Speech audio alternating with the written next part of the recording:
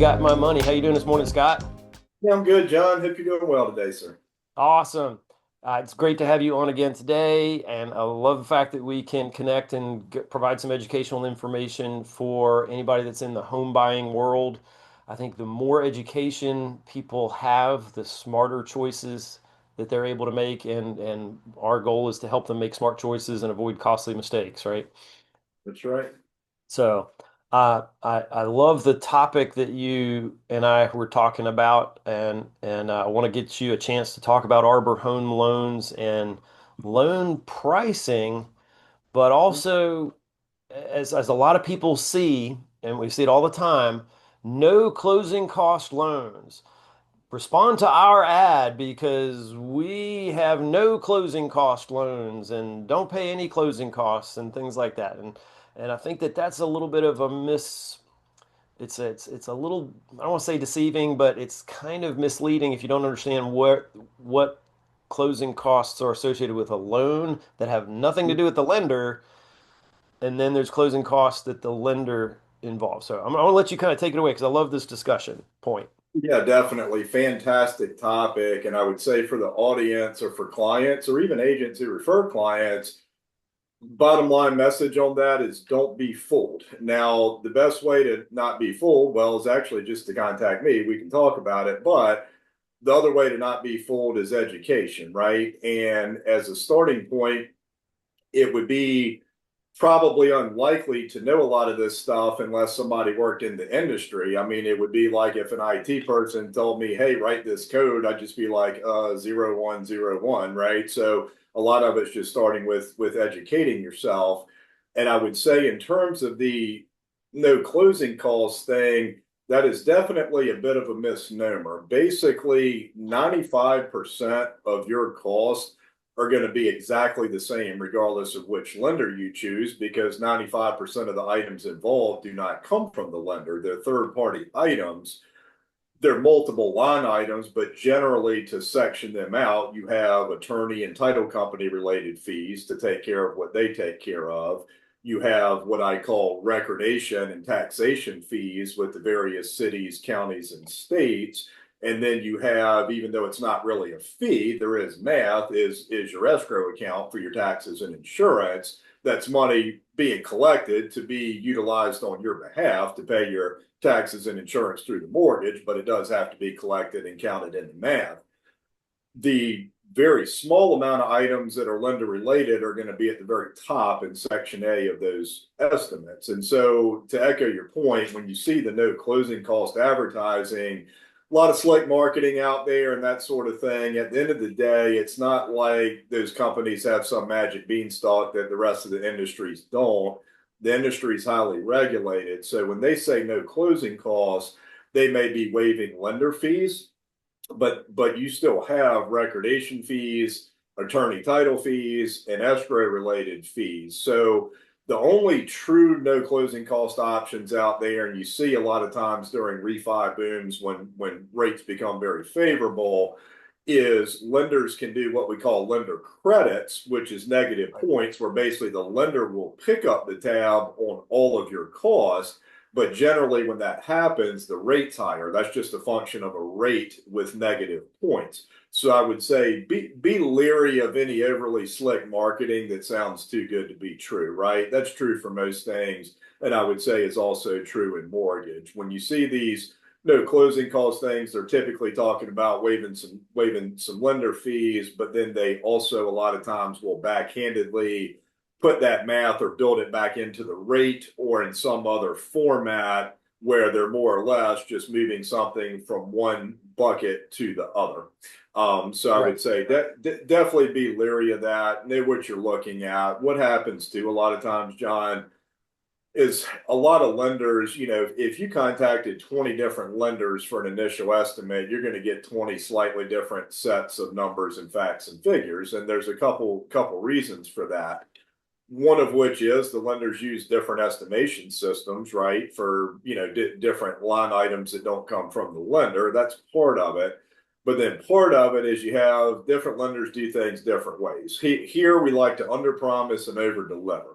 So I would rather get everything approved and estimate with a little bit of cushion in there, especially on the third party stuff that's ultimately going to be the same regardless of who the lender is, because we want our clients to be happy and we want the numbers to come in better as we go rather than worse. But what you Absolutely. will see sometimes, again, especially during refi booms, but even in purchase markets as well, is you'll see other lenders basically bait and switch. Technically, it's illegal, but they will do it anyway, where they'll make the estimate look much lower than everybody else's.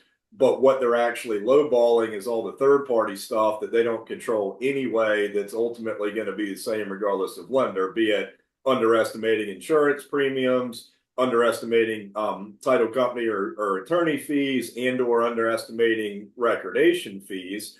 Sometimes too, that happens a lot, especially with online lenders.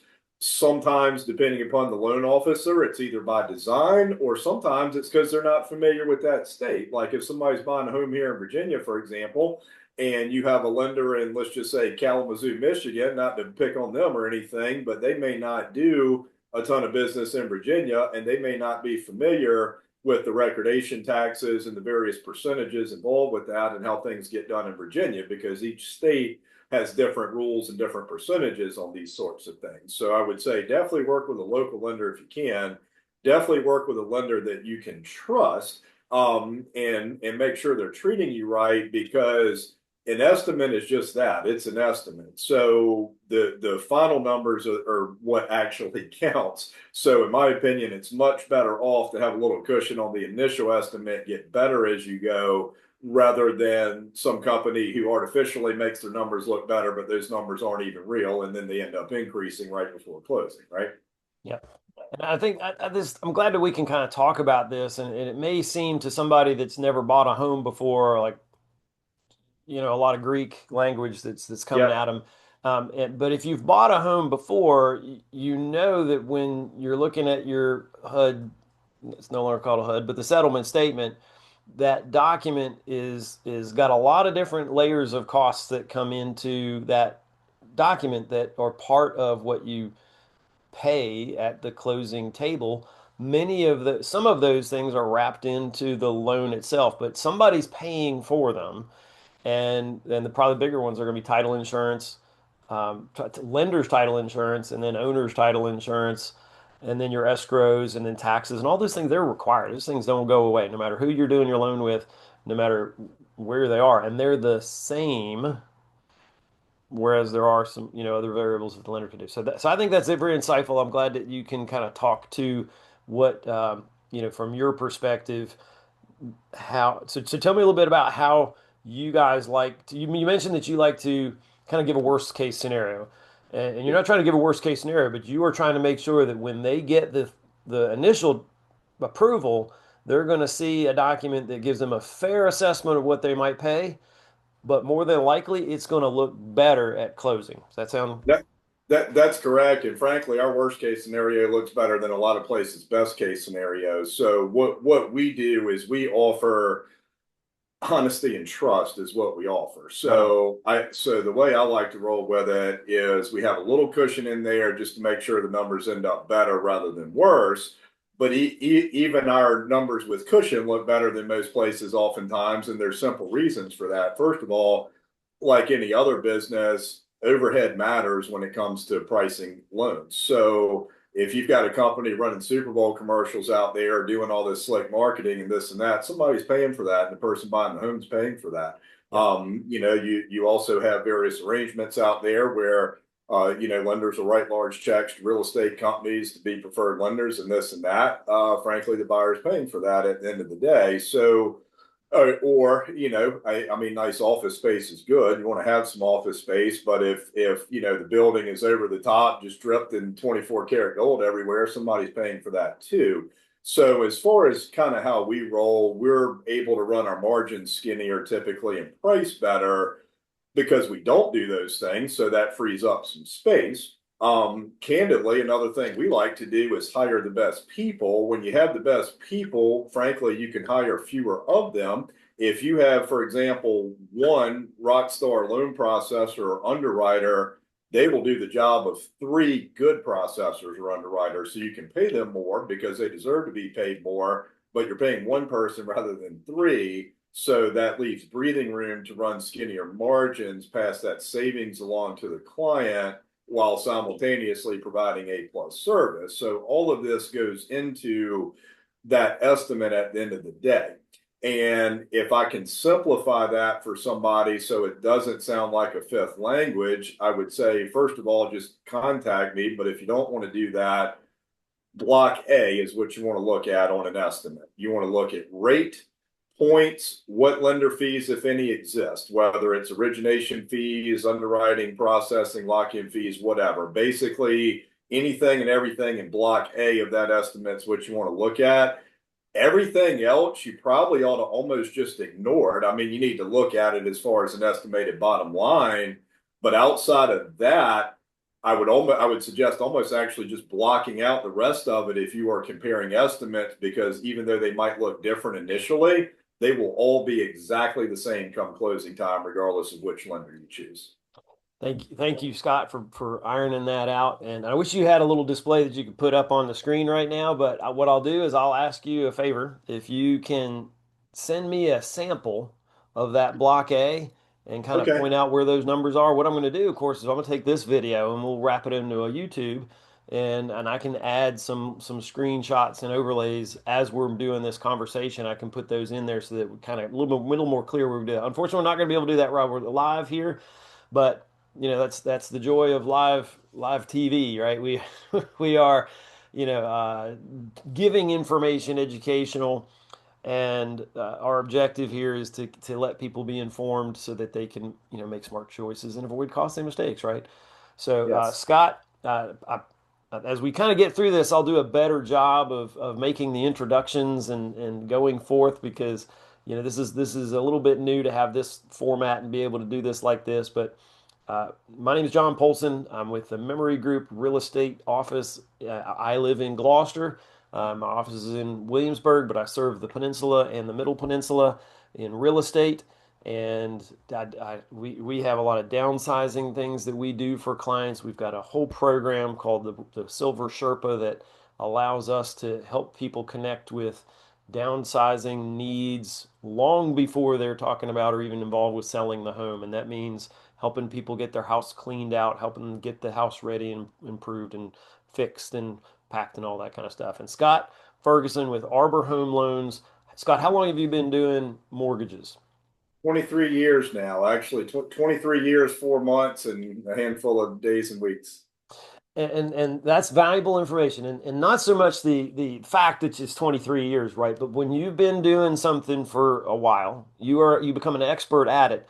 And we all learn more things. Every time I do a real estate deal, there's something new that kind of works into that deal. But because I have 11, 12 years of experience in real estate and numerous transactions along the way. You've got 23 years in mortgages. You've seen a lot of stuff, and you know how to help people get through difficult scenarios. When we get great deals that are simple and easy, we love those, but those are kind of in my world, those are tend to be the exception, not the rule. I love it when a transaction is nice and super simple and it goes closing and there's no issues that come up, but 9 times out of 10, there are complications that need professional help, and that's why it's so important to have somebody with experience and knowledge and understanding, somebody you can trust and somebody you can get to know. And hopefully you're getting to know us here, but just by hearing this information and getting a chance to experience this um, dialogue with us here. And we'll continue these. Scott, is there anything you want to add at the last moment? What's the best pace? What's the best way for somebody to get in touch with you? Thank you, John. Really appreciate it. Yep. Number is 757-373-9007. You can text me, call me, whatever works. My email is sferguson@arborhl.com. Sing and Telegram works, whatever. I work 7 days a week. I'm available anytime. So feel free to contact me at your convenience. And just want to reiterate the value of working with seasoned professionals, because they can help navigate through difficult situations, also can help navigate through easy situations even easier. I think one thing that factors into that is when you have kind of seen it all, you can anticipate anything that might happen before it actually happens, preemptively have a plan, be able to help in a much more efficient manner, make the process much smoother and easier for the clients, where it didn't even seem like an issue, even though it might have been, or in cases where it's easy, it's just even easier, right? Yeah, and we love it when it goes smoothly because then it's less costly for everybody, across the board. Well, I look forward to having more conversations with you. You're a busy man, so I gotta let you get on about your day. And if you have any questions from this video, would love to see comments in the video. Would love to have a direct message if you have a question or need help with real estate. Please feel free to reach out here, and there'll be a link to Scott's contact as well in the description when I can edit that and put it back in. And we'll have this also on YouTube for future reference. Everybody else, have a great day. And in the meantime, make sure that you know who's got your money and avoid costly mistakes and make smart choices with real estate. Thanks, Scott. Likewise, thanks, John. Thanks, everyone. If you have a wonderful day. Take care.